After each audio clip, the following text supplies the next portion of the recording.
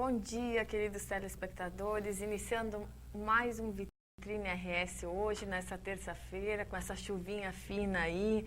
Fica aí no seu sofazinho assistindo a gente, acompanha aqui. Como diz o meu querido amigo e vereador Rodrigo Marcolin, faz o seu mate, né? Não é assim? Ah, tá. Pois é, bom dia, doutora Silvia. Bom dia aos nossos telespectadores. É uma honra estarmos aqui nessa manhã, mais uma vez, com o nosso Vitrine RS, que é feito para você que está aí do outro lado da telinha nos acompanhando. Vem com a gente, faz o mate amargo, vai lá, dá tempo, faz o mate. A gente faz aqui uma pequena introdução, até começar a esquentar o motor. A gente é que nem caminhão a diesel. Até esquentar o motor, até nós chegar no nosso entrevistado, que é um grande professor e amigo meu. Eu não vou citar o nome dele agora, vou deixar contigo para não sair do script, doutora Silvia.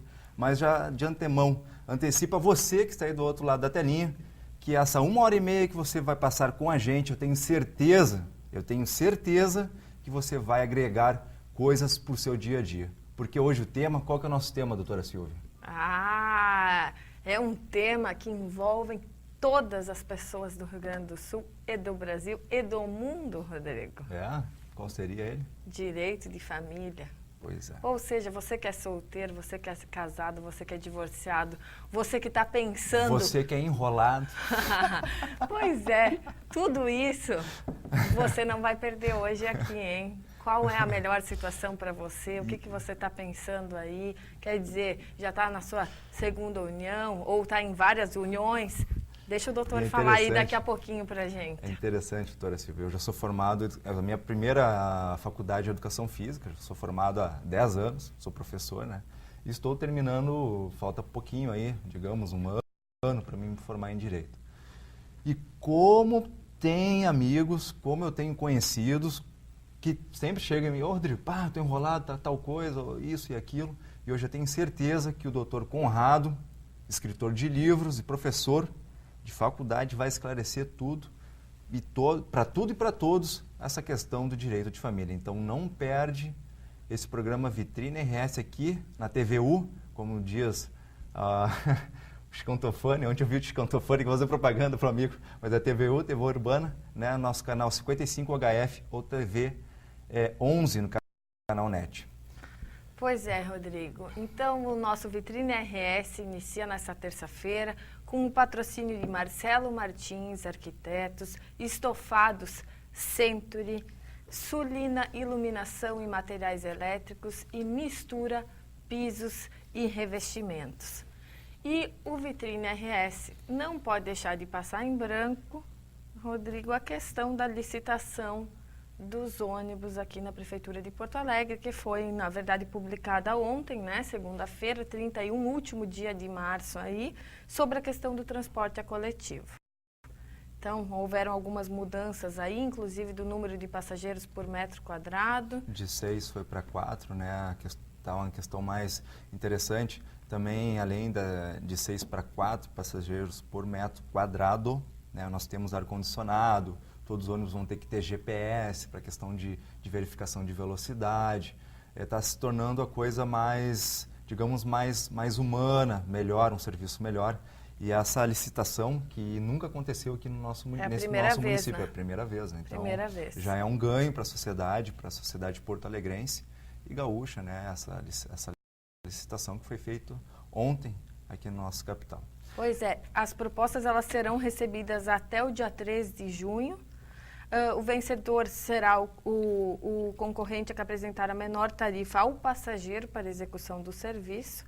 E, além disso, né, a questão também do cumprimento dos horários, que hoje é um grande problema, né, Rodrigo? O problema não é só com a questão dos ônibus. A gente, mesmo quando se desloca com o carro, a gente não consegue mais hoje saber exatamente a qual horário que a gente vai chegar. Então, essa questão de tempo, principalmente você que está aí nos assistindo, num dia como hoje, com chuvinha fina, às vezes está apressado no trânsito, a gente já sabe que já é mais um fator que propicia aí engarrafamento, as pessoas não querem pegar ônibus em dia de chuva, querem andar na mesma velocidade, e aí os acidentes acontecem.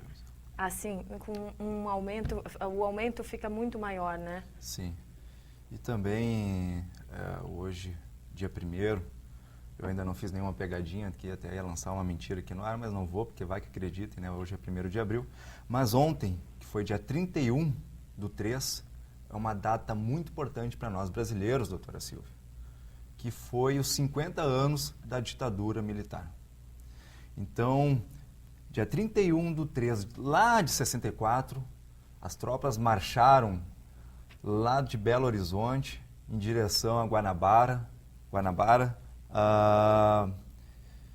onde estava o presidente João Goulart, para implantar a ditadura militar, na qual foram 21 anos de apagão, um apagão político, um apagão para a sociedade. Foi um momento de muitas mortes, de muita opressão. Talvez o Vitrine RS, doutora Silvia, se nós lançássemos ele lá em 64, nós não poderíamos estar aqui hoje falando, porque muitas vezes a gente dá a nossa opinião subjetiva, a nossa opinião pessoal sobre vários temas políticos, tema em geral. E lá naquela época eu não podia. E o mais interessante, assim, eu gosto de ressaltar isso como político que sou e como jovem, porque você, jovem que está aí, é interessante saber o nosso passado, os erros que aconteceram no passado, para a gente não cometer agora no futuro e no presente. Então, só para ter noção, dia 31 começou, né, a nossa ditadura, dia 9 de abril daquele ano, já 40 deputados foram cassados. Né? Então, a ditadura entrou rachando, entrou oprimindo. E o que trouxe para a nossa sociedade? Trouxe inflação, trouxe uma estagnação, trouxe o medo.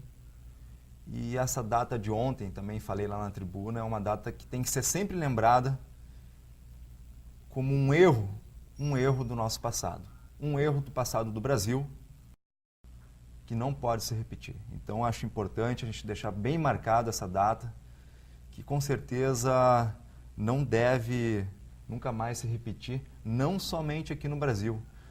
Hoje eu estava vindo para cá, para Porto Alegre, e vi que na Venezuela ONGs dos direitos humanos estão pedindo ajuda aos órgãos internacionais, porque lá está acontecendo algo parecido com a ditadura. Ou seja, pessoas que são contra o governo que lá estão sendo também torturadas e mortas. Então, isso é interessante, que a gente está falando algo que aconteceu há 50 anos no Brasil, porém ainda no mundo acontece. E aqui do nosso lado, aqui no nosso vizinho, na nossa vizinha Venezuela. Então, é só um lembrete aí, doutora Silvia, dessa data que eu acho muito importante para nós todos, brasileiros, a gente falar um pouquinho sobre esse tema, né? Para trazer, porque o Vitrine RS é isso, é esclarecimento, são entrevistas, são comentários que vai sempre agregar algo para o nosso telespectador, que está aí, sempre, como eu digo, do outro lado da telinha, porém aqui no nosso coração. Mas, Rodrigo, o Vitrine RS, sendo justo, ele não pode deixar de cumprimentar os nossos queridos amigos colorados. Começando pelos nossos queridos câmeras, quer dizer, que ficaram aí na expectativa do final de semana, porque, como tu disseste, Rodrigo, tu acertasse o placar, só não acertasse o time que seria vencedor, né? Então, assim, nossos queridos amigos colorados, vocês que nos enviaram um e-mail, a gente está aqui sim respondendo, a gente não vai ser injusto, não. Infelizmente, a gente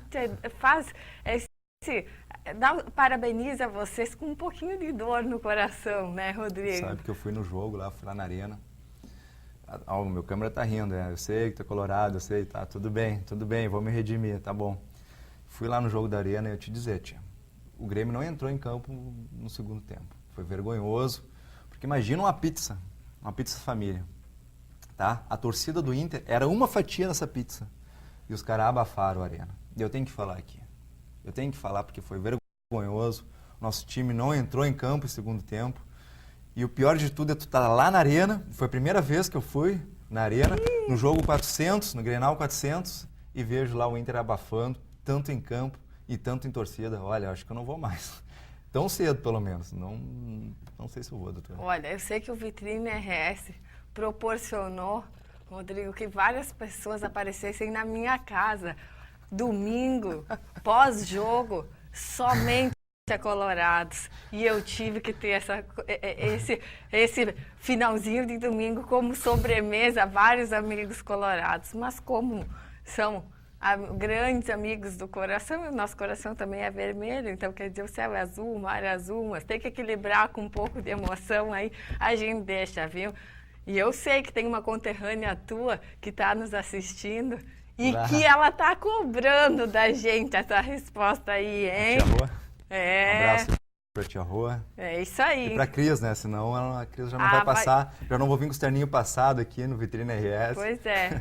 Então, a gente deixa aí os parabéns, inclusive tem nesse final de semana a grande festa, né, de inauguração do Beira Rio, a festa oficial. O estacionamento, que é um luxo, aquele estacionamento para mais de 3.500 carros, ele não vai ser liberado na festa oficial, somente para os organizadores da festa, nesse primeiro momento, né? Então, já fica aqui a dica para você aí que está indo ver a festa aí do seu time. Então, se organize para que não falte estacionamento, né? E também, Rodrigo, a gente tem o jogo do Grêmio essa semana, hein? Que é decisivo, mas vamos deixar. Não vou fazer o comentário, porque o meu colega aqui, que nunca foi para a Arena, resolve e o Grêmio perde. Eu não sou pé frio, não. Eu sou pé quente. A gente vai ver isso. Quinta-feira a gente fala sobre isso, hein? A gente vai para um breve comentário, um breve intervalo e voltamos já já. Estamos, então, com mais um quadro do Vitrine RS, com o patrocínio de Marcelo Martins Arquitetos, 3237-6698. É uma equipe de profissionais extremamente especializada, que cuida aí da sua casa do campo, da serra, do seu apartamento, do seu escritório, reforma, construção, aquele projeto que você tanto sonha na sua vida. Contate a Marcelo Martins Arquitetos, 3237-6698. Nós recebemos aqui um e-mail do Antônio de Canoas, pedindo para que a gente mande um beijo para Canoas. Mandamos aqui 2 beijos, né, Rodrigo? Um abraço, um beijo. E o Zuza pergunta, o friozinho está chegando, convidando a gente para ir a Canela. Eu sei que nesse final de semana já começa aí a Feira de Páscoa em Canela, que vai, parece, do dia 4 de abril a dia 21 de abril. Você que está aí pensando com esse friozinho aí, já querendo comer um chocolatinho, aproveitar aí com seu namorado, seu marido, sua família, sobe a serra. Ou será que não vai dar, hein, Rodrigo? Como é que vai ficar a previsão do tempo, hein? Vamos ver a previsão do tempo. Vamos chamar a vinheta aí do tempo. Vambora.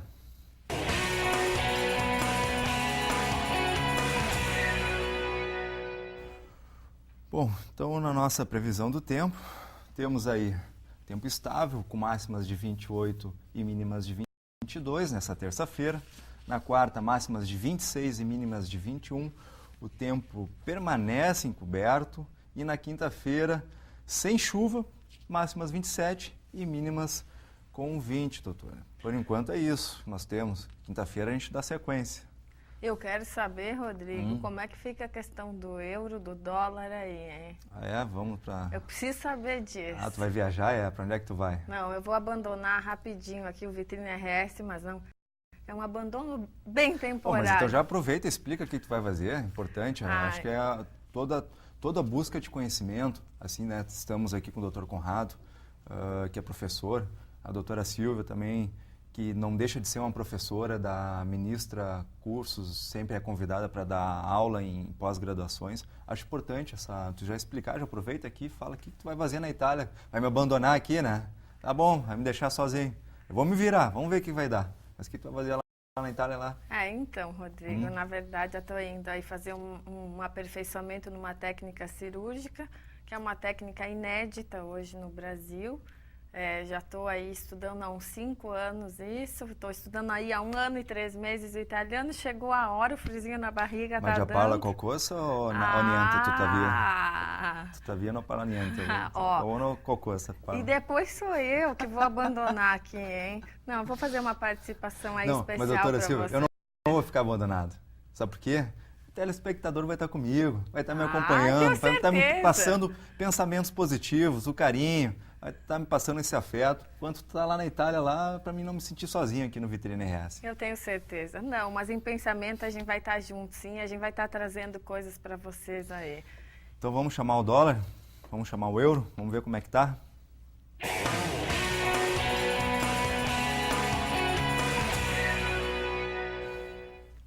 Então, temos aqui o dólar sendo comprado a R$ 2,26, venda a R$ 2,27, euro comprado a R$ 3,12 e venda a R$ 3,13. Imagina, tu tem que trabalhar 3 vezes para valer um.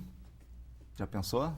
Não Fazer é só valer isso. um lá na Europa. Não é só Já isso. pensou? É trabalhar 3 vezes e deixar de receber, porque quem é profissional liberal tem esse problema, né? Então não. Toda essa questão. É.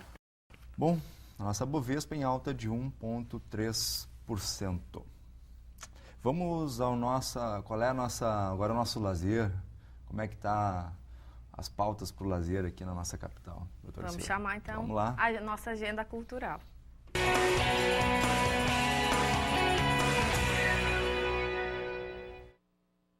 Então, você que vai estar aí no final de semana pensando se sobe a serra, se fica em Porto Alegre, o que a gente traz?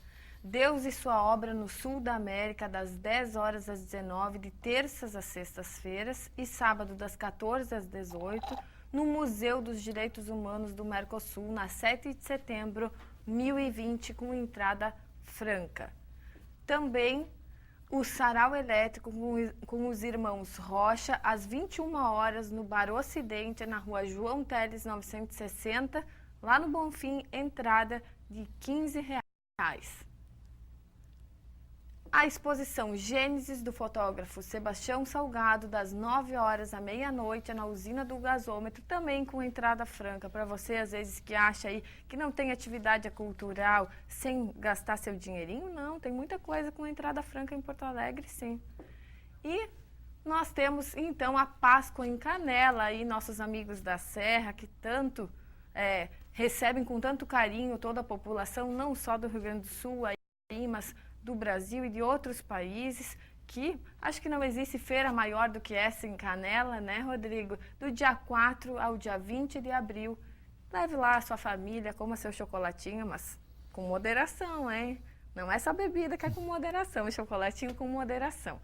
Mas nós chamamos aqui também o nosso apoio de Estofado Century, o estofado da Serra Gaúcha, para você continuar assistindo a gente aí na sua poltrona confortável no seu sofá. É 54-3441-5182. 54-3441-5182. Nós vamos para um breve intervalo e conversaremos com o nosso mestre hoje do Direito de Família. É rapidinho, fica aí conosco. Bom dia, você que está aí agora ligado na TV Urbana, canal 11 da NET 55 HF, que entrou agora no ar o Vitrine RS, trazendo um convidado muito especial, o Dr. Conrado Paulino da Rosa, advogado, presidente da IBDFAM, Instituto Brasileiro de Direito de Família, autor de 2 livros, Desatando Nós e Criando Laços, os novos desafios da mediação familiar, e também o e-family, um novo conceito de família. É com grande prazer que nós recebemos, então, o presidente da IBDFAM, Dr. Conrado, é um prazer recebê-lo, e nos explique o que é a IBDFAM, qual é a função dela. Bom dia, Silvia, bom dia, Dr. Rodrigo, bom dia aos telespectadores. O IBDFAM é o Instituto Brasileiro de Direito de Família. Hoje é um dos maiores institutos, se não o maior instituto de direito no Brasil. Nós somos 7.000 associados em todas as unidades da federação, que nele constam profissionais do direito e profissionais do direito da carreira pública, da carreira privada. Então nós temos advogados, juízes, promotores, defensores públicos, e também profissionais da psicologia e do serviço social, porque o direito de família ele não consegue ser consolidado apenas pela área jurídica. Nós precisamos muito do auxílio dessas outras áreas, principalmente do serviço social e da psicologia, para que a gente possa dar o apoio que todas as famílias necessitam no momento de crise, porque, infelizmente, nós trabalhamos com uma situação sempre de uma família em situação de risco, uma família que está nesse desfazimento dos vínculos conjugais e que a grande diferença é que a gente trabalha com o desfazimento do vínculo conjugal de marido e mulher, mas luta para que não seja também o desfazimento do vínculo parental, porque não existe ex-pai e ex-mãe. Então, o nosso papel dentro do IBDFAN é lutar para que todos os profissionais e todos aqueles que necessitam do Poder Judiciário neste momento possam ter uma visão e um atendimento acolhedor. Porque há pouco tempo é que o direito se volta para as especialidades. Nós temos na medicina já toda essa situação de que quando a pessoa, por exemplo, tem uma torção ou uma fratura, vai procurar um profissional especializado. E no direito, ainda no Brasil, se tem pouco dessa característica. Doutor, falando em medicina, na verdade a minha área que é odontologia, né? A questão do direito de família, ele ainda é mais, vamos dizer assim, curativo do que preventivo, ou seja, as pessoas buscam mais o direito de família quando já se criou o problema, ou as pessoas procuram hoje com uma maior frequência o direito de família para se prevenirem na relação? Infelizmente, no Brasil, a gente não tem essa característica da prevenção. As pessoas que chegam ao meu escritório chegam sempre com a corda no pescoço. Ninguém chega... Porque, assim, no Brasil, se confunde sentimento com patrimônio. Essa é a grande verdade. Porque se alguém fala que optou pelo regime da separação de bens, ao invés do regime da comunhão parcial, que é o nosso regime legal, todo mundo já fica pensando, coitadinho deles. Já olham para a mulher assim, mas, coitado, está sendo lubridiado. E quando, na verdade, a gente vive um novo momento da família. Não tem problema nenhum as pessoas conseguirem fazer um pacto onde elas possam definir o que vai se comunicar, o que não vai se comunicar. Então, infelizmente, a gente ainda não tem essa cultura preventiva. E um exemplo que eu trago é o testamento. O Brasil não tem a tradição do testamento. Parece, às vezes, que o testamento tem cheiro de morte, que se eu faço o testamento, no mês seguinte eu vou vir a falecer. Mas isso é por quê? Porque não temos a tradição no Brasil, mas a gente espera que com a conscientização para os direitos, a população comece a procurar os seus escritórios de confiança para conseguir fazer um planejamento que as pessoas não precisam somente no momento de crise, quando na verdade já fica mais difícil para o profissional, tal qual na medicina, tal qual na odontologia, seria muito melhor se tivesse procurado com antecedência. Doutor Conrado, quem faz parte do Instituto Brasileiro, quem é a diretoria, quem são os membros que estão com o senhor no IBDFAN? Hoje a gente tem uma diretoria, na verdade a gente tem uma diretoria no Rio Grande do Sul, formada por um número bastante grandioso de profissionais. Nós somos mais de 60 profissionais na diretoria executiva e comissões.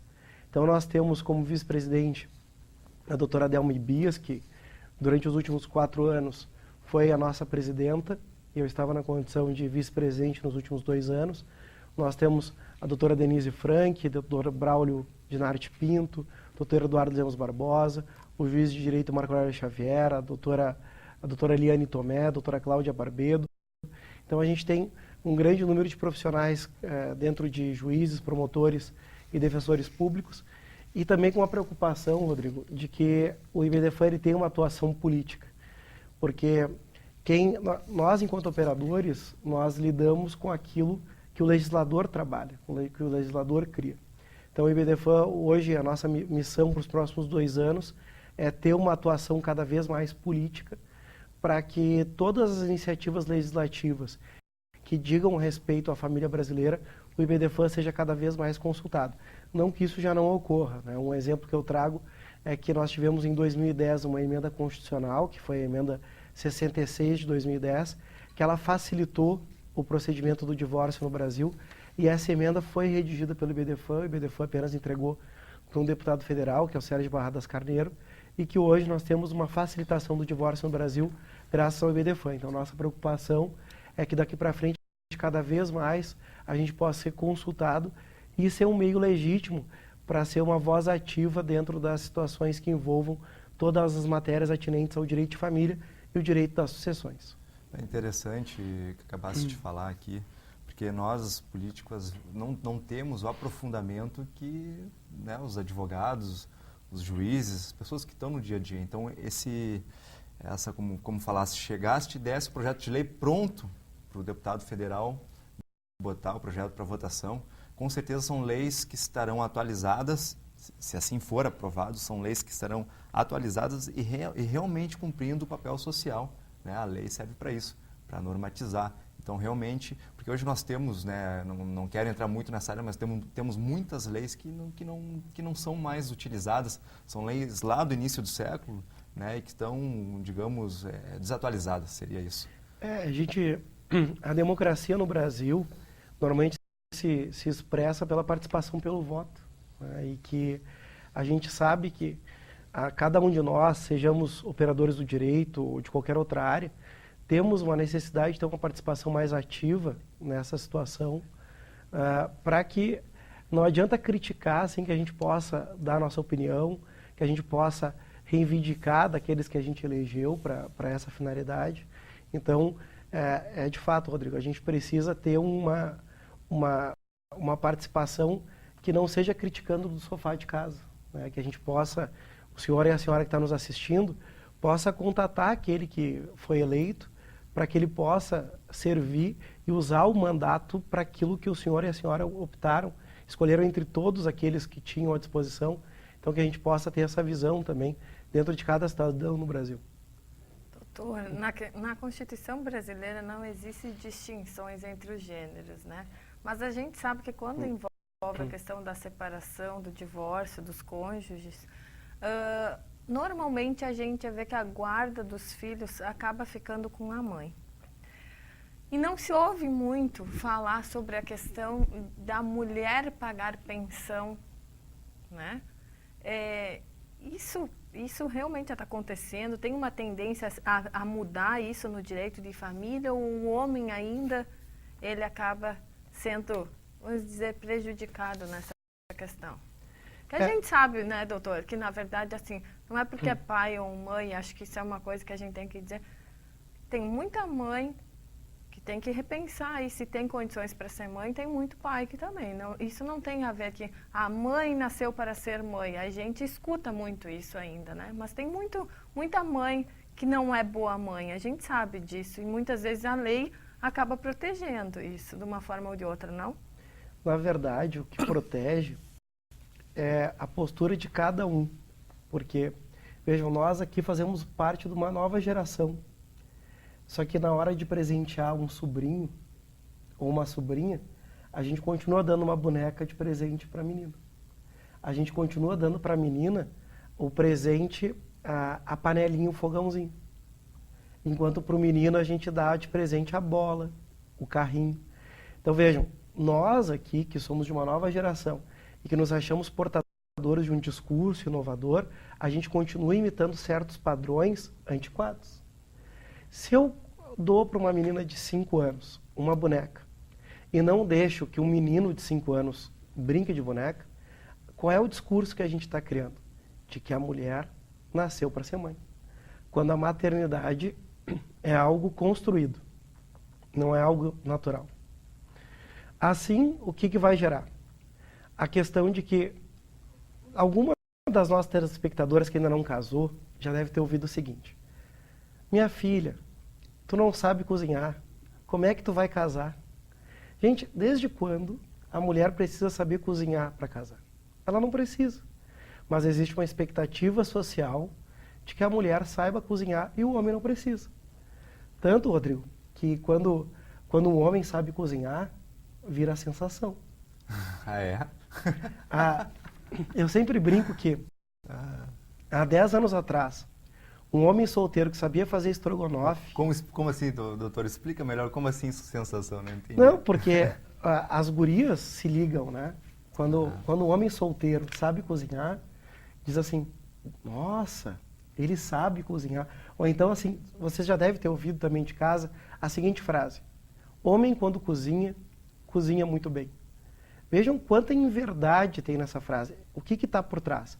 É que não se tem a expectativa de que o homem saiba cozinhar. Qualquer pessoa que gosta de cozinhar vai saber cozinhar. E vejam, essas diferenças também ocorrem porque a mulher, quando cozinha, é a Amélia. O homem, quando cozinha, vira chefe. Né? Então, essas diferenças, eu disse antes, Rodrigo, daqui vira a sensação, porque todo mundo começa a falar, o Rodrigo cozinha muito bem, nossa, além de bonito, inteligente, ele cozinha. É um predicado. Agora, se a Silvia pode ter todos os mesmos predicados, se ela souber cozinhar, ninguém vai dar a mesma importância. Não é nada mais do que obrigação. Nada mais que obrigação. Então, essa situação que a doutora Silvia perguntou, quanto à guarda da mulher, vem dessas continuidades de papéis já ultrapassados. Muitas vezes os homens não pleiteiam a guarda porque eles nem sabem que eles poderiam pleitear a guarda. Porque todo mundo já pensa, não, guarda é da mãe, quando não é verdade. Guarda é daquele genitor que tenha melhores condições para isso, que tenha melhores condições para o cuidado. E que nem sempre é a mãe. Vamos pensar no seguinte exemplo. Doutora, quando o senhor fala em melhores condições, o senhor fala em melhores condições financeiras ou que se considera no direito de família melhores condições? De acordo com o Código Civil, está lá no artigo 1583, parágrafo 2º, a guarda ela vai ser atribuída para aquele genitor que tenha condições de proporcionar melhores condições de afeto e segurança, saúde e relações de afeto também com outro genitor. Isso quer dizer que aquele genitor que tenha, por exemplo, melhor autonomia de tempo, vai ter melhores condições para exercer a guarda. Uma professora da rede pública estadual, que trabalha 3 turnos, em comparação a um autônomo, que tem seu escritório com flexibilidade de horários, com certeza esse autônomo, seja um advogado ou um contador, vai ter melhores condições de exercer essa guarda. Agora tenho a certeza de que esta professora, que trabalha 3 turnos, vai lutar com unhas e dentes pela guarda, porque ela tem medo de ficar mal falada socialmente, porque geralmente vão dizer o seguinte quando a mulher não fica com a guarda: o que será que essa mulher fez para não ficar com a guarda? Ou então vão dizer, que mãe desnaturada. Quando na verdade, muitas vezes a mulher não ficar com a guarda é a maior declaração de amor que ela pode proporcionar.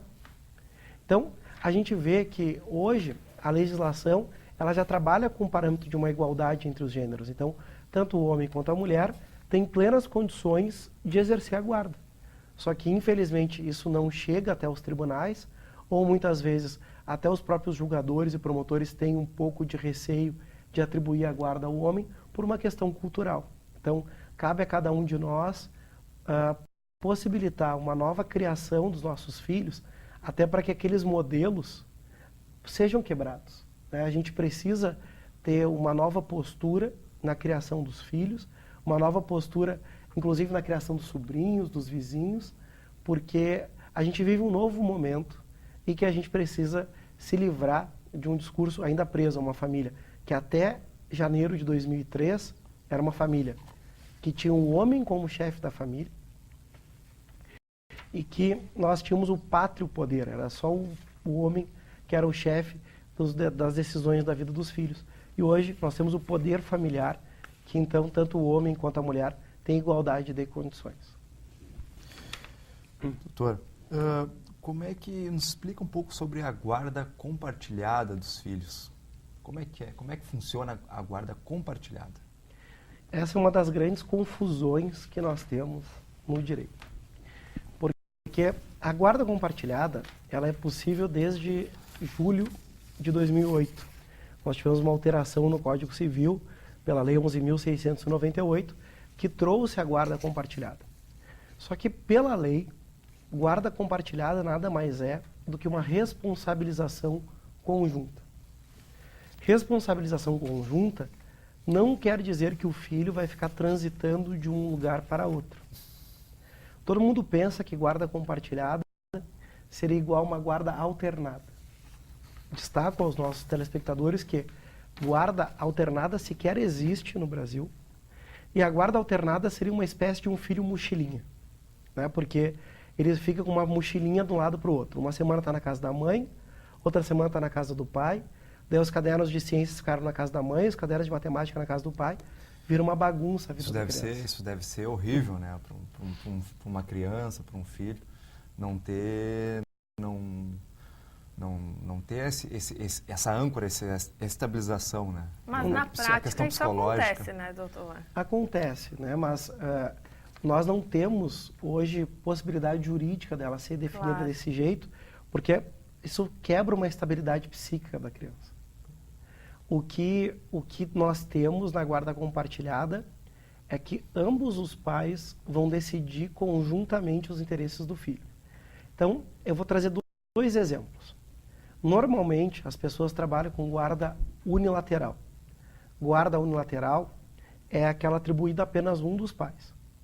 Se eu sou detentor da guarda unilateral, sou eu que decido onde é que meu filho vai estudar, sou eu que decido se ele vai fazer futebol ou natação, sou eu que decido se ele vai fazer inglês ou francês. E aquele genitor não guardião vai pagar alimentos, seja o homem, seja a mulher. Se eu tenho a guarda compartilhada do meu filho, vai ser definido com quem ele vai morar, com quem vai ficar a custódia física desse filho. Então vamos dizer que eu sou o detentor da guarda compartilhada e também da custódia física. A minha ex-mulher vai pagar uma pensão alimentícia, porque a pensão alimentícia é do filho, não é do pai, não é da mãe. E as decisões da vida do filho vão ser tomadas em conjunto. Então, se eu preciso trocar o filho de colégio, eu vou ter que pegar o telefone, vou ter que ligar para a minha ex-mulher e a gente vai ter que decidir onde esse filho vai estudar, se ele vai fazer o inglês ou o francês. Daí talvez quem está nos assistindo deve estar pensando, Conrado, mas para quem tem esse tipo de guarda tem que ter um bom relacionamento. De fato, nós temos hoje, no Rio Grande do Sul, a tendência dos juízes é, sem acordo, não tem a fixação da guarda compartilhada. Embora a lei não diga isso, e nós temos uma decisão do Tribunal Superior lá de Brasília, dizendo que a guarda compartilhada pode ser definida mesmo sem um acordo. E, na verdade, o que a gente busca é que exista essa guarda compartilhada. Porque se apenas um dos genitores fica como detentor, ele fica com um poder quase absoluto sobre a vida do filho. E aquele genitor não guardião acaba ficando afastado. Então, o melhor é que as pessoas possam, inclusive hoje no direito a gente trabalha muito com a mediação de conflitos. Até um dos meus livros fala sobre isso, que é o Desatando Nós e Criando Laços. Na verdade, eu tenho 4 livros, não 2, eu trouxe só 2 aqui, mas a gente tem, num desses livros a gente trabalha a mediação de conflitos como uma alternativa que visa tirar aquela visão de que as pessoas precisam brigar no Poder Judiciário. O Poder Judiciário não precisa ser uma instância apenas de litígio, afinal de contas, o que todo mundo busca é a paz. E o Judiciário, o que deve buscar é a paz. Conrado, mas eu tenho um processo, o pessoal de casa pode estar pensando, que demorou 20 anos e que depois de 20 anos não restou pedra sobre pedra, que todo mundo terminou brigado. É isso que a gente não quer mais. Doutor Conrado, eu vou fazer uma pergunta. Imagina, eu sou um telespectador, eu estou com um problema, estou me separando e eu acabei de ouvir essa questão da mediação. Eu estou com um problema, estou tentando lá fazer as pazes com a minha esposa, ex-esposa. Como é que eu vou utilizar a mediação, mais objetivando, assim, para nós trabalhar um pouquinho mais, saindo um pouco do nosso tema? Quer dizer, não deixa de sair do tema, sim aprofundando mais. Objetivando, como é que funcionaria essa mediação? O telespectador pode procurar um escritório da sua confiança, que trabalha com mediação de conflitos. Esse escritório normalmente trabalha em conjunto com uma equipe interdisciplinar, porque a mediação ela é um conhecimento interdisciplinar, que era também feito com assistentes sociais e psicólogos, e o casal vai trabalhar e, por meio do diálogo, vai definir quais são as melhores decisões quanto à vida do filho. Por exemplo, assim, ó, eu quero fazer as pazes com a minha ex-esposa para nós criar nosso filho. Tá? Eu estou imaginando um problema de um telespectador. E ela não quer fazer as pazes, mas eu quero. Como é que eu ajo, então? Eu vou no escritório? Como é que seria isso? Sempre o primeiro contato pode ser via advogados. Agora, se não existe o consenso de início, no curso do processo, no curso de um processo judicial, que daí vai ser em caráter litigioso, pode ser pedida a que o juiz encaminhe para uma unidade de mediação. Hoje, todo foro no Brasil é obrigado a ter uma junta, ter um conselho lá que trabalha com mediação de conflitos. Então, mesmo se no início não existe um espaço para que a mediação seja feita de forma privada, todo foro e o próprio Tribunal de Justiça do Estado tem um serviço de mediação de conflitos para que as pessoas, mesmo num processo que já está em andamento, não precisa ser um processo novo, possa ser encaminhado para a unidade de mediação e aí o acordo ser desenhado. Doutor, e quando isso acontece, por exemplo, que os pais não conseguem ter esse entendimento, né, não conseguem se conciliar, mas o filho se sente incomodado? Por exemplo, muitas vezes a guarda pode ser dada à mãe, mas o filho não quer morar com a mãe porque não se sente confortável, ou porque a mãe já tem um outro parceiro, né, um outro companheiro. Quer dizer, como é que fica o filho nessa questão? Ele tem algum poder? Hoje o poder dos filhos ele é total, né, porque tanto a gente utiliza a perícia social e a perícia psicológica para que a gente possa, independente da idade do filho, que ele tenha uma voz ativa. Claro que não vai se colocar, e é tudo que não se quer, colocar o filho na frente de um juiz, de um promotor, que o foro não é um ambiente para criança. Mas agora, um profissional do serviço social e da psicologia, ele por meio de técnicas adequadas, vai por meio de visitas domiciliares, inclusive, perceber qual é a melhor solução. Porque eu, enquanto advogado, eu posso adorar a psicologia, eu sou doutorando em serviço social, mas eu não sou formado em serviço social, eu não sou formado em psicologia. O juiz não é formado em psicologia, o promotor não é formado em serviço social, então nós entendemos de direito. Então é por isso que a gente se socorre dessas outras áreas, para que esses profissionais que têm uma caminhada bastante grande nessa área da psicologia possam nos auxiliar para que as decisões sejam adequadas. Então, o filho hoje, ele é um sujeito ativo no processo que vai determinar com quem vai ficar agora. Eu estou fazendo essa pergunta, doutor, porque casualmente ontem eu atendi um paciente que já é meu paciente de tratamento ortodôntico, todo mês me visita, mas ontem ele chegou, eu digo que pedindo socorro, porque o dentista ele é uma espécie de psicólogo. E ele estava com uma lesão de herpes na boca. E me disse, eu não sei o que é isso. Eu falei, isso é herpes. Mas a primeira pergunta, ele disse, a minha madrasta falou isso. A primeira pergunta que eu fiz para ele é assim, deixa eu só te perguntar uma coisinha, tu tá estressado? Tô. Ele não chegou a deitar na cadeira. Ele falou, tô estressado com a situação que eu tô vivendo desde janeiro que eu estou morando com meu pai. Os pais são separados. E aí começou a colocar a questão da madrasta. É um paciente que tem 20 anos de idade, mas assim, está tendo uma sequela física, quer dizer, a pessoa nunca teve, né, uma lesão de herpes, que é viral, e se sabe que o herpes ele é desenvolvido, ele é, na verdade, manifestado por questões de estresse, então assim, na verdade, ele não queria consulta odontológica, muito pouco se pode fazer depois que houve a manifestação da lesão.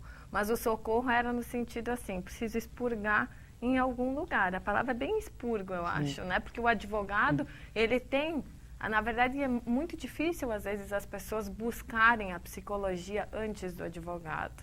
O advogado que acaba auxiliando nessa... Eu posso dizer que a cada 10 consultas que eu tenho no escritório, 5 pelo menos eu encaminho para psicologia. As pessoas, e mesmo quando haja o encaminhamento, a gente, enquanto advogado de família, serve um pouco como esse assistente social, como esse psicólogo, é que as pessoas têm um preconceito da figura do advogado. Eles pensam o seguinte, eu vou procurar um advogado, e esse advogado já vai querer que eu assine uma procuração, ele já vai querer que eu entre com um processo, quando não é essa a função da advocacia. O profissional, ele tem muito mais um caráter consultivo, um caráter informativo, do que um caráter já de distribuir uma ação. Então, eu vejo muito mais como uma falta de acesso à informação, um desconhecimento até da visão do próprio advogado, quando muitas vezes uma consulta com o advogado pode auxiliar para tirar esse estresse, de mostrar que não precisa, que o desfazimento desse vínculo, precisa ficar muito claro que o divórcio ele não é o fim da família, ele é a transformação da família. Mesmo quando chega essa figura dos novos parceiros, vejam, até a palavra madrasta, quanto existe de preconceito nisso, que já vem naquela visão dos contos infantis, que a madrasta é sempre do mal. É sempre do mal. É sempre do mal. Né? Tanto que tem algumas crianças hoje que substituem por boadrasta, né? Tem mãe cover. Né? Já é madrasta, já vem do mal, né? Então, o fim de um casamento e a nova união dos pais não precisa ser algo negativo. Pode ser algo que a família hoje tem um momento de crescimento que novas pessoas vão chegar e que todo mundo ganha. Né? A gente sabe de quantos padrastos e quantas madrastas que acabam assumindo um papel de pai e de mãe, não em caráter substitutivo, mas em caráter de ter mais alguém participando, de ter alguém mais abraçando, cuidando da enfermidade. Né? Então, deixa de ser o pai e a mãe e passa a ser um time jogando a favor daquela criança. Então, na verdade, o que a gente precisa é aprender. Não é fácil, né? Porque nunca ninguém nos ensinou a amar e nunca ninguém nos ensinou a desamar. Então, sair de um relacionamento, né, como dizia aquela música do Chico Buarque, com os pés de lã, é muito difícil, né, sem deixar marcas, mas que a gente possa auxiliar as pessoas para que o desfazimento de uma união estável, de um casamento, tenha menos sofrimento possível, principalmente quando tenha filhos. Doutor Conrado, tem também outro caso prático, também um fato que aconteceu comigo. Tem um pai que, essa questão do poder do filho escolher com quem quer ficar. Esse filho estava, né, com a guarda do pai, os pais não se conversam, aquela história toda, né, separação litigiosa, e o filho estava com o pai é militar, tá? E ele tem aquela postura, não digo uma postura, porque eu conheço ele, não uma postura severa, porém tem aquela postura mais, né, tem que acordar cedo, tem que ter horário para isso, tem que ter horário para aquilo. Não estou falando pai e mãe aqui, não quero entrar na questão. Nesse caso, estava com o pai e o pai é militar. A mãe e o filho, um adolescente, digamos, né, naquela fase de aborrecência, resolveu ficar com a mãe, porque achou que o pai estava muito cabresteando, como diz aqui no sul, estava muito, né?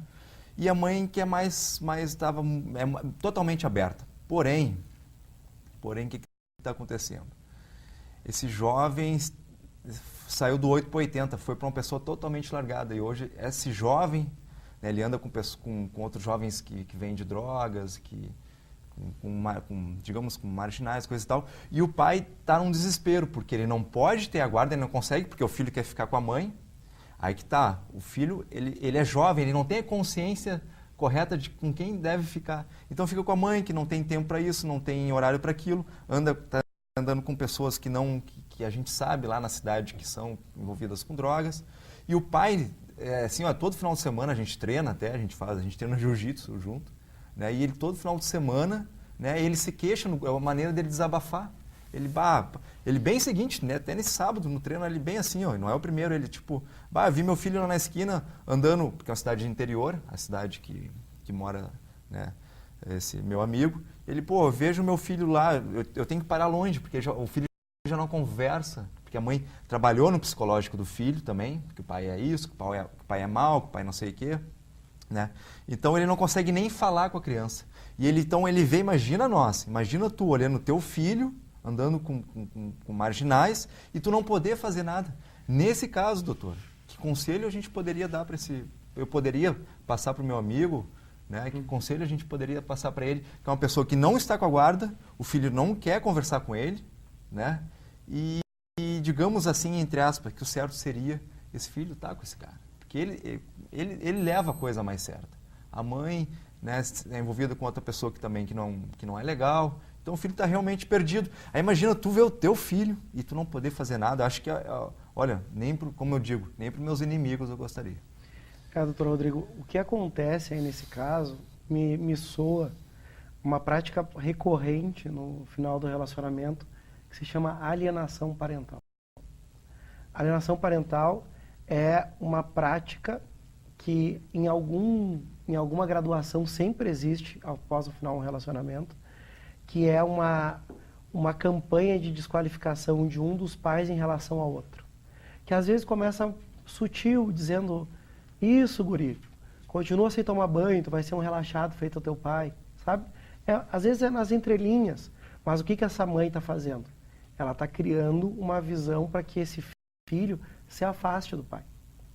E isso é preocupante, Rodrigo, porque pode chegar a casos alarmantes que essa mãe começa a criar obstáculos à convivência e a gente chega a situações, dependendo da idade, de mães, e eu estou dizendo mães porque normalmente são mulheres alienadoras, não que eu não tenha trabalhado já em casos de pais alienadores, mas normalmente é a mulher, em que a mulher apresenta uma falsa denúncia de abuso sexual em relação ao ex-marido, dizendo que o ex-marido está abusando sexualmente do filho, para que o juiz determine a suspensão da convivência. Agora tu imagina tu enquanto pai, privado da convivência do teu filho e sendo acusado de abusar sexualmente da pessoa que tu mais ama. Então, me soa um pouco que nesse caso, esse cidadão está enfrentando uma alienação parental. E que hoje a gente já tem remédios jurídicos para isso, para que possa se promover uma aproximação desse pai e dessa mãe, para que possa ser trabalhado que essa mãe ela não pode fazer esse tipo de conduta. O filho, ele não pode ser um instrumento de vingança. Doutor Conrado, essa alienação parental, ela é crime?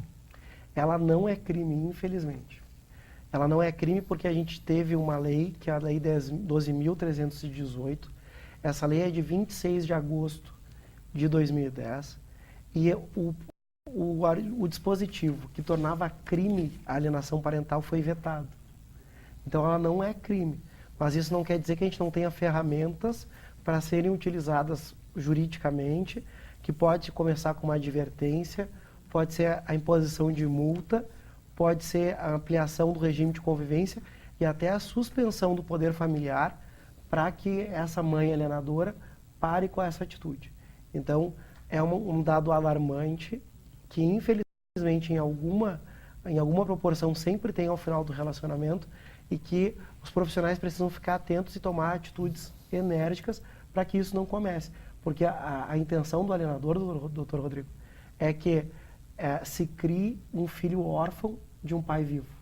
É isso que a alienadora quer. Só para antes que nós entrarmos, os nossos apoiadores e comerciais, eu queria dizer assim, eu conheço casos de suicídio da criança, quando os pais estão brigando e usam a criança, começam a trabalhar psicologicamente, isso gera um transtorno, uma desestabilidade tão grande que às vezes acontece, infelizmente, esse fato.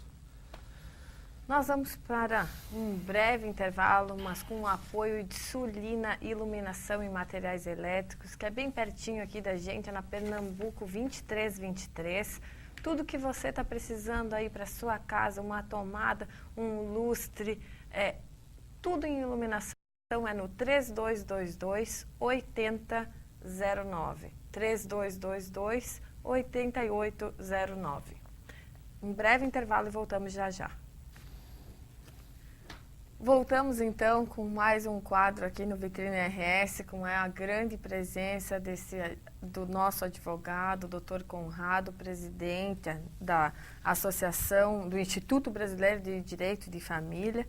E, doutor, como é que fica a questão homoafetiva aí, que hoje a gente sabe, além do direito à cidadania, né, à igualdade, quais são os ganhos sociais que o reconhecimento da união homoafetiva pode trazer? Perfeito. Em primeiro lugar, quero registrar que finalmente o Dr. Rodrigo passou o mate, né? Então eu estava todo o programa aqui olhando para o chimarrão dele. Então finalmente agora... É que eu não quero, às vezes eu não quero atrapalhar, né? Porque hoje, como está só, né, os senhores conversando, né? Então se eu dou o chimarrão, tu vai tomar chimarrão, conversar, então a gente aproveitou agora no intervalo. Mas tudo bem, tudo bem. Não, eu até achei por um momento que o microfone fosse a cuia, né? Porque... Mas, na verdade, doutor, a gente recebe vários e-mails que ele é o manipulador do chimarrão. Ele não distribui aqui o chimarrão. Então tá bom, então eu não sou o único. Então Eu tá acho que o chimarrão vem assim de São Jerônimo, vai chegando em Porto Alegre e diz, não, só um pouquinho. Aqui, ó, eu acordei cedo, preparei meu mate, não vou distribuir, não. Fica até feio. É. Mas a tua pergunta sobre a relação de pessoas do mesmo sexo, Silvia, ela hoje já é plenamente aceita por parte da jurisprudência. Nós ainda não temos uma lei no Brasil e já adianto que pelos próximos 20 anos não teremos, né? Porque todas as iniciativas legislativas no Brasil acabam sendo suprimidas numa das comissões nas câmaras dos deputados, que é a Comissão de Seguridade Social e Família, que é uma comissão hoje que está basicamente dominada pela bancada religiosa. Então a bancada religiosa nunca deixa passar nenhuma iniciativa legislativa. Mas nós temos, principalmente a partir do Rio Grande do Sul, já desde 2001, decisões emprestando efeitos jurídicos às relações de pessoas do mesmo sexo. A consolidação efetiva aconteceu em 5 de maio de 2011, que a gente teve um julgamento histórico por parte do Supremo Tribunal Federal, que foram 2 ações julgadas, que foi uma ação direta de inconstitucionalidade 4277 e uma ação de descumprimento de preceito fundamental 132, que à unanimidade os ministros do Supremo disseram que todos os direitos que são assegurados aos casais heterossexuais também devem ser assegurados aos casais do mesmo sexo. Então hoje eles já têm direitos à adoção, eles já têm direito ao casamento, né? Então hoje já pode casar, inclusive houve uma resolução ano passado por parte do Conselho Nacional de Justiça, porque alguns cartórios do Registro Civil de Pessoa Natural no Brasil não estavam permitindo o casamento civil. Então nós tivemos uma resolução que é de 175 do ano passado, que hoje já pode ter o casamento civil entre casais do mesmo sexo. Então todos os direitos já são assegurados, graças então ao avanço da jurisprudência. Isso é fruto dessas novas famílias, que hoje a família ela é baseada muito mais pelas relações de afeto do que por qualquer outro vínculo. Destaco que até 88, a única família possível no Brasil era a do casamento. Com a Constituição Federal, a gente teve a união estável, que antes era chamado concubinato, e também uma família chamada monoparental, que é aquela formada por qualquer dos pais e seus descendentes. Então hoje a gente tem um grande número de famílias, fora essas que nós estamos mencionando, porque a família e o afeto não está preso à vontade do legislador. Aquele que está nos assistindo em casa, que porventura está procurando um relacionamento afetivo e que vai sair numa festa no final de semana, não vai pegar o Código Civil antes de responder o olhar de alguém, para dizer, ah não, só um pouquinho, deixa eu ver se eu posso responder o teu olhar. Não, o afeto é muito mais dinâmico que a vontade do legislador, e é por isso que os conceitos de família não estão presos à lei, e sim as relações de afeto, que de uma forma cada vez mais dinâmica a gente tem na sociedade hoje. E até isso que eu trago nesse meu 4º livro, que é o iFamily, né, que eu estou trabalhando um conceito de uma família virtual, porque hoje, já que o conceito da família é o afeto, com as novas ferramentas, a distância física não é uma distância afetiva. Hoje a gente pode estar perto de alguém está lá na Itália ou está no Canadá, e a gente falar em tempo real via Skype. Assim como pode acontecer de eu estar dormindo na mesma cama que alguém está a quilômetros de distância. Então o que determina hoje é o afeto, e as novas tecnologias têm nos auxiliado a nos aproximar essas distâncias territoriais que antes eram impossíveis. Então a gente defende a criação de hoje uma família virtual, a qual a gente está chamando de iFamily, porque tem o iPod, o iPhone, enfim, né? Então é uma proposta, uma provocação, porque hoje a internet mudou a nossa forma de contratar. Hoje a gente fecha contratos via e-mail, mudou a nossa forma de comprar, a gente compra muito mais via internet do que presencial. Então, na nossa opinião, também mudou a forma de ser família, e que, por exemplo, aquele filho que vai fazer um intercâmbio e fica 6 meses fora de casa, a gente sabe que o filho normalmente fica mais perto afetivamente dos pais quando está fora de casa do que quando está morando dentro de casa. E hoje com o Skype, ele fala com os pais via Skype todos os dias. E quando ele estava morando com os pais, se trancava dentro do quarto e não queria saber dos pais. Então essa é a prova que a distância física não é a distância afetiva. E é isso que a gente traz nesse iFamily que a gente lançou ano passado. Doutor, e a questão de quem tem um companheiro ou uma afetiva? A gente sabe que a gente está aí no último mês aí para fazer a declaração de imposto de renda. Quem tem esse companheiro ou uma afetiva, ele pode deduzir no imposto de renda? Pode, ainda retroativo aos últimos 5 anos, né? Porque a gente tem há 7 anos essa possibilidade de que os casais homossexuais possam declarar em conjunto imposto de renda. Então, já é uma possibilidade, precisa demonstrar por meio de um contrato de união estável ou a certidão de casamento, como eu falei que já é possível, para que o casal possa declarar o imposto de renda em conjunto, assim como um casal heterossexual pode. Então, é uma das novidades que nós temos e avanços também desse novo direito de família. Doutor Conrado, e na questão assim, quando os avós são proibidos de ver os netos, porque os pais, né, estão... Como é que fica essa questão que prejudica toda a família, principalmente os avós? Que às vezes o casal se separa, mas na verdade isso que o senhor acabou de falar sobre a questão do afeto, né, que o afeto é muito maior do que a questão jurídica, quer dizer, esses avós estão super próximos porque não vai existir ex-neto, né? Não existe ex-filho, mas não existe ex-neto, quer dizer, acontece essa separação e como é que ficam os avós nisso? Os avós vão seguir as mesmas regras dos pais, dependendo de, né, com quem fica essa criança, ou para os avós a regra é outra? Não, isso é muito recente, inclusive. Foi em 2011 que foi inserido um parágrafo único ao artigo 1589 no Código Civil, para estender também aos avós o chamado de direito de visitas, que hoje até se utiliza o termo direito de convivência familiar. E nada mais justo, porque os avós, em último caso, podem ser chamados a pagar a pensão alimentícia, se o primeiro obrigado, que é o pai ou a mãe, não alcançam. Então, o que se criou foi essa possibilidade também que os avós possam pleitear esse direito de convivência, porque é comum também que eles sejam privados do convívio, né? Também como um instrumento de vingança, né? O que a gente vê, infelizmente, no final de um relacionamento, porque o amor, ele tem a interface de nos fazer que a gente mostre o nosso melhor, mas também que a gente mostre o nosso pior. Quem aqui de casa, já fez bordado? O bordado, ele tem um lado bonito e tem um lado feio. A gente, durante o relacionamento, mostra o lado bonito do bordado. E no final a gente mostra o lado feio. Porque com essa possibilidade do amor sempre mostrar o nosso melhor, quando a gente está apaixonado, a gente vai para academia. A gente está sempre de bom humor, né? Agora, quando acaba, as pessoas se transformam. E daí utilizam o quê? O filho como instrumento de batalha. E daí o avô e a avó acaba sendo também utilizado, né, como um instrumento de retaliação. Tu não vai ver o teu avô e tua avó.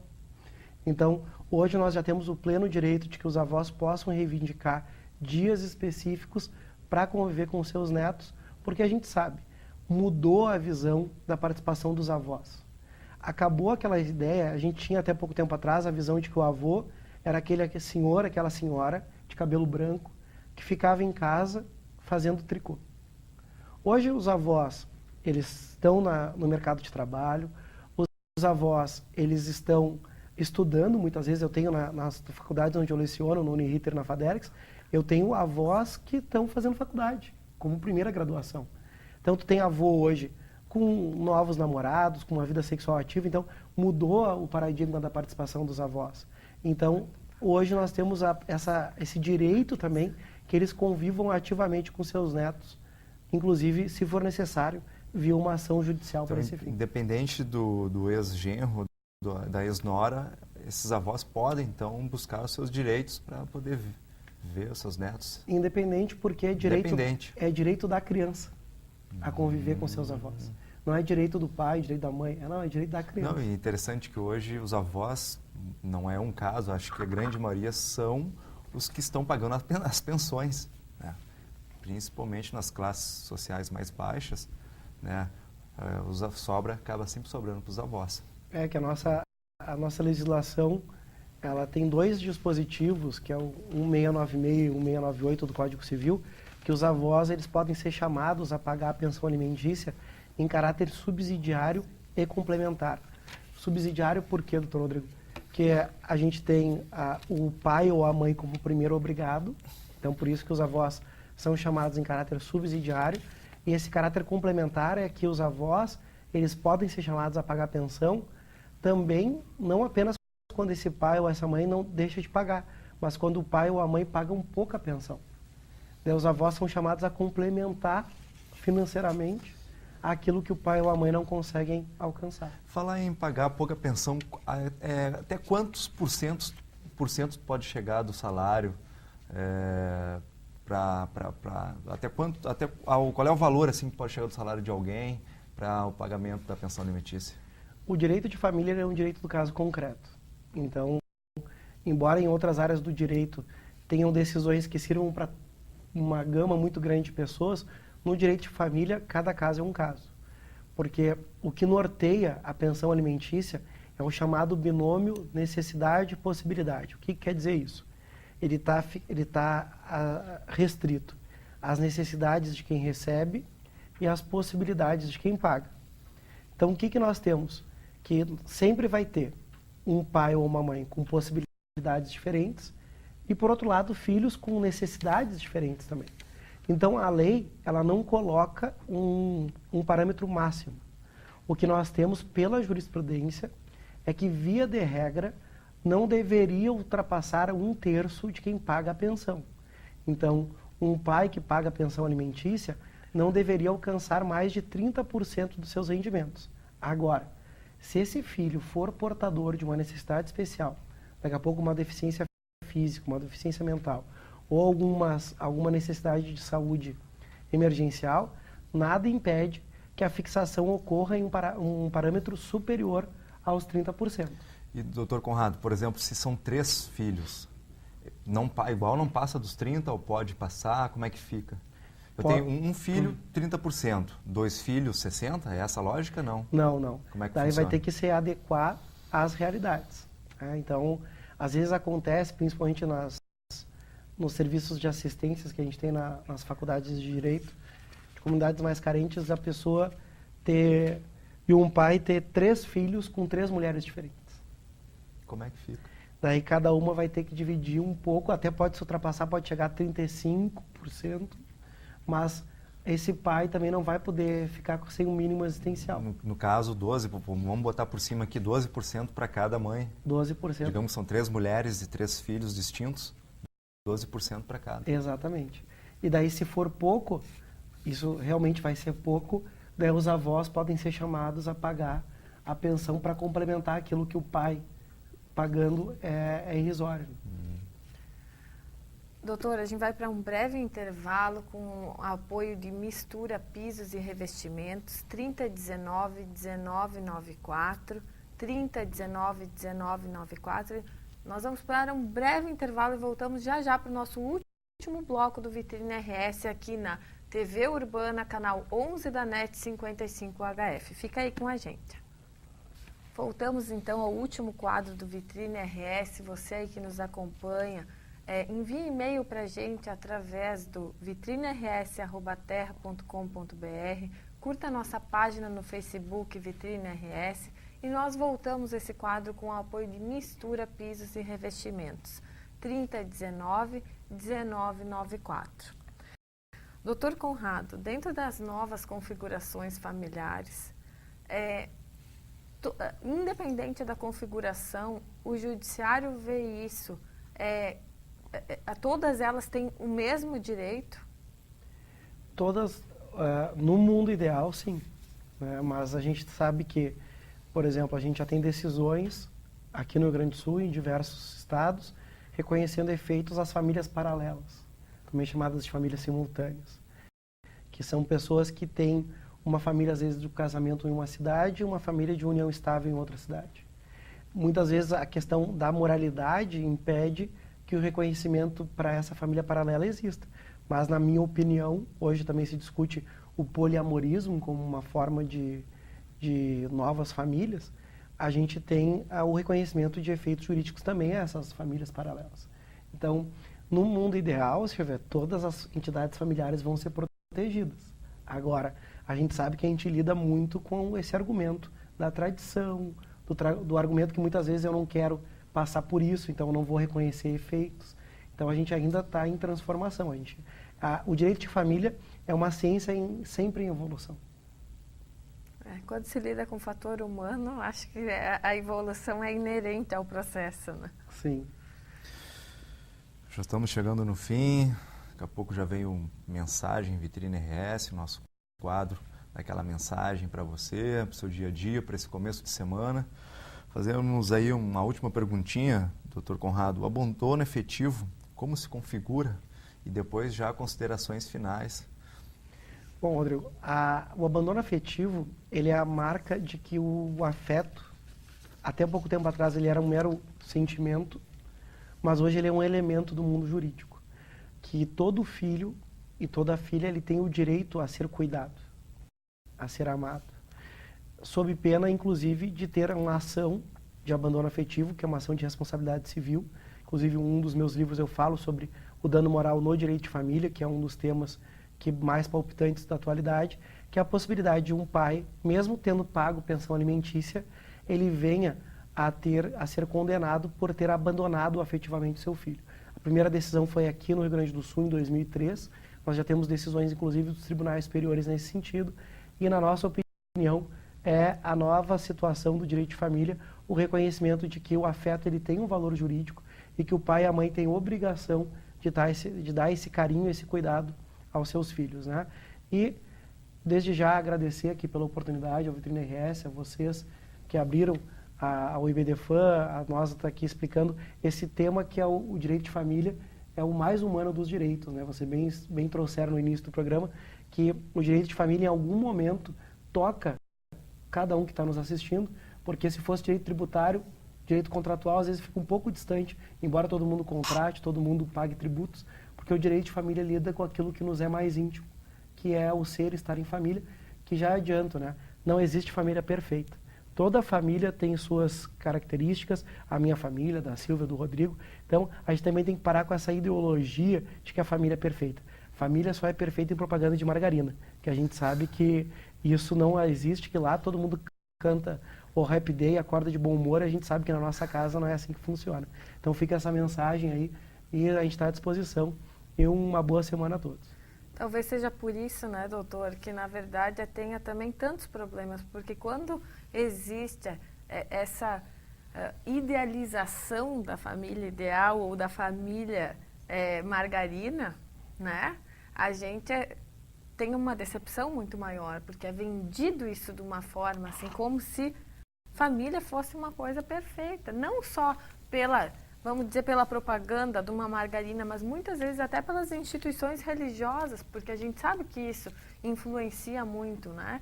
Foi feito para que seja perfeito. Mas hoje existem vários ditados aí que dizem que o casamento não foi feito para não dar certo, né? Acho que a gente tem que acreditar, sim, na questão família, porque é muito importante para a base do ser humano, para desenvolver, quer dizer, quem a pessoa né? É importante ter um pai, uma mãe, ou um avô, uma avó. Muitas vezes aquela criança perdeu um pai, e aí nem por isso ela vai deixar de ser uma ótima pessoa com uma ótima personalidade. Muito pelo contrário, na dificuldade, muitas vezes que aquela pessoa se supera, né? Então, não é porque são filhos de pais separados que vão ter. Isso também tem que mudar isso, porque infelizmente a sociedade rotula muito isso, né? Principalmente, eu acho, pelas questões religiosas. Ou dos contos de fadas, né? Ou dos contos de fadas. Eu trago no meu livro o seguinte, que como a gente passa 1/3 da vida dormindo, eu tenho a impressão que a gente passa os outros 2/3 sonhando. Né? Então que a gente fica nesse imaginário de que a grama do vizinho é sempre mais verde, e se olhar, todo mundo tem suas dificuldades, como tu falaste. As dificuldades sempre são oportunidades de crescimento. Que seja também na nossa família, na tua família, uma oportunidade de se crescer frente aos conflitos que a gente sempre vai enfrentar. Nós temos a honra de ter recebido essa grande aula e com certeza assuntos não faltarão. O Dr. Conrado Paulino da Rosa, advogado, presidente do IBDFAN, Instituto Brasileiro de Direito da Família, com 2 dos seus livros, quer dizer, 2 dos 4 livros, né, publicados, Desatando Nós e Criando Laços, os novos desafios da mediação familiar, e também o iFamily. Nós vamos rapidinho para o nosso quadro Mensagem Vitrine RS.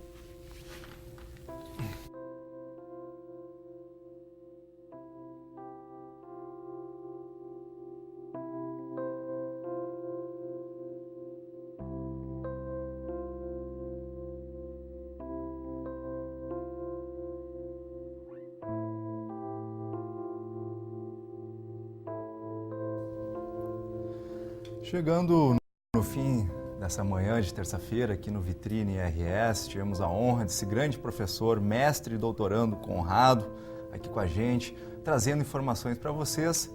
E hoje uma mensagem assim de superação. Einstein, né, já dizia que erre 99 vezes, que na 100ª vez você acertará. Então, talvez você que esteja desempregado, que bate aqui, bate na porta ali, vai numa empresa, vai em outra, não consegue emprego, não desista. Você que quer alcançar um sonho, não desista. Continua, R1, R2, R99 vezes. Talvez lá na 100ª você encontre aquilo que você realmente quer. Então, despeço aqui, um grande abraço a todos, obrigado pela sua audiência. Foi muito bom estar com você aqui no canal 11, canal 55 UHF nessa manhã de terça-feira e esperamos na quinta-feira, no nosso mesmo horário, a sua participação às 10 da manhã, faz o chimarrão e vem com a gente. Muito obrigado, fiquem todos com Deus. Fica aí no Vitrine RS quinta-feira e fique pensando no programa de hoje, hein? Essa mensagem que o Rodrigo deixou aí para você, erre também nas relações. Mas não fique desiludido. Preste atenção. Não é porque uma deu errado que todas darão. Um bom dia e uma boa semana para você.